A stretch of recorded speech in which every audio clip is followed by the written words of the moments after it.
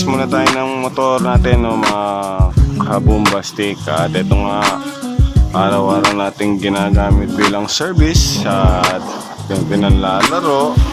So ano pa bang gagawin mo? Dapat talagaan mo siya, diba? So lilinisin natin yan. Let's go!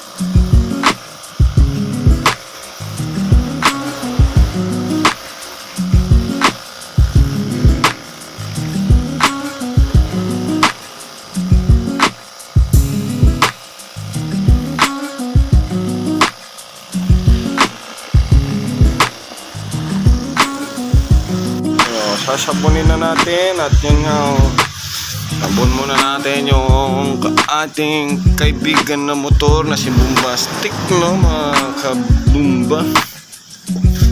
Ayan, no, dati kabumba R3, tapos sumunod si kabumbum na R15 version 3, no.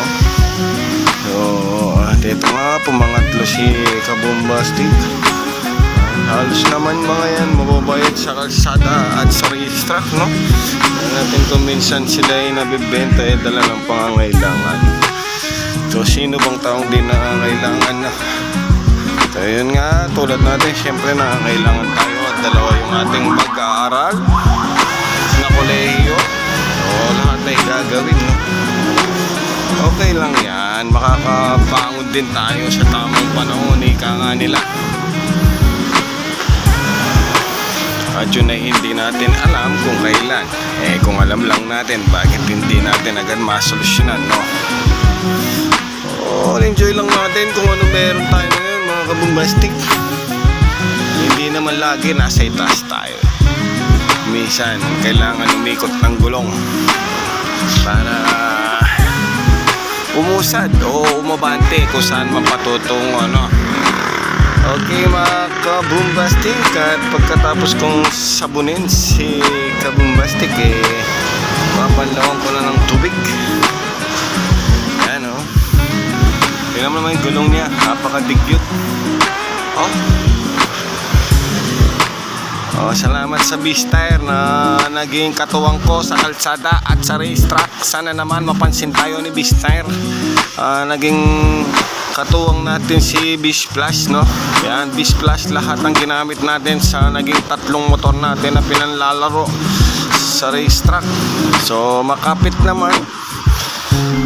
Yun nga, hard compound and soft compound siya. Pwede mong i-daily use. Huling laro natin sa Clark International Speedway, no? Hindi naman tayo pinaya ng mga gulong natin.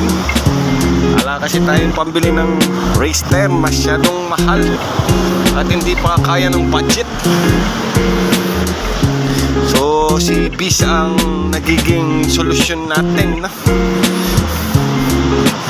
Okay, balik tayo mamaya pag binanlawan na natin.